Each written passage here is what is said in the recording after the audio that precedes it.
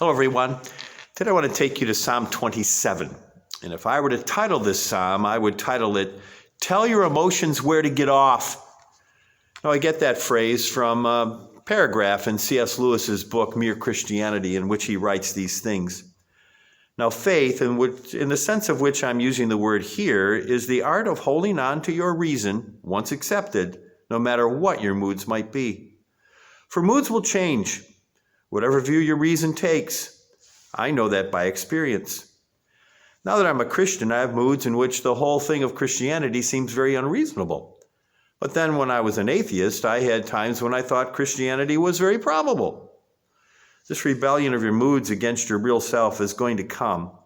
That's why faith is such a necessary thing to have and to maintain this virtue. Unless you teach your moods where to get off, you can never either be a sound Christian or even a sound atheist. You'll always be dithering to and fro, believing in the weather based on your moods or your digestion. Consequently, train your life in the habit of faith. Psalm 27, I think the psalmist is doing just that. In fact, he maintains three convictions in the psalm. Verse 1, the Lord is my light and my salvation. That's the first conviction. The second one, also in verse 1, the Lord is the stronghold of my life. And the third one is in verse 13, I'm still confident of this. I will see the goodness of the Lord. Three convictions he maintained in spite of the fact that there were emotions that were running amok. In fact, he writes about one of those problems that came in verse 2, that evil was advancing toward him. It caused him to wonder, but he maintained his conviction. The second is in verse 5, in the face of trouble that was making him feel very unsafe. His moods were causing him to feel insecure. Well, maintain your conviction.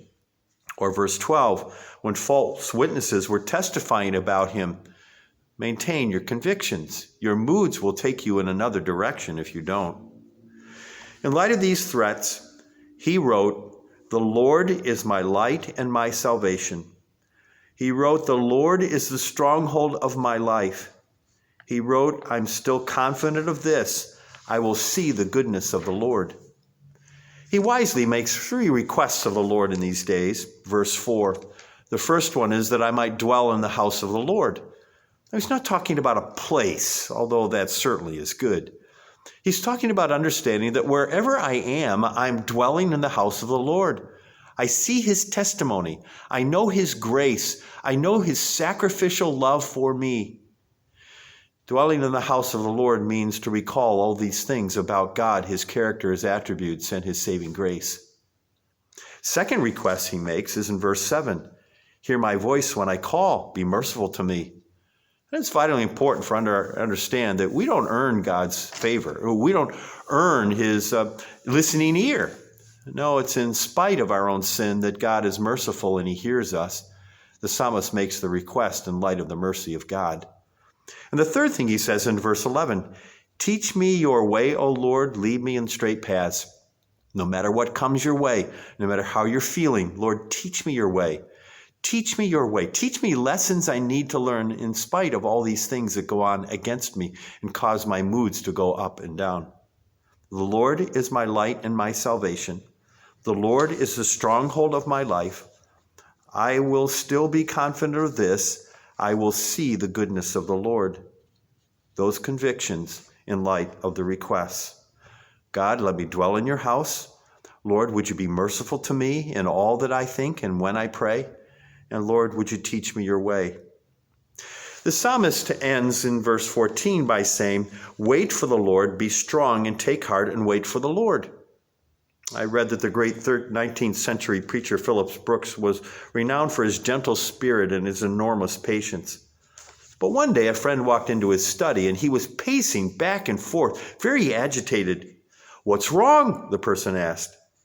Dr. Brooks, what's wrong?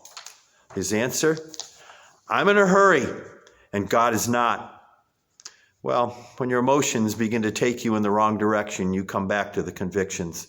The Lord is my light and my salvation. The Lord is the stronghold of my life. I am still confident of this. I will see the goodness of the Lord and wait for that to be revealed. Amen.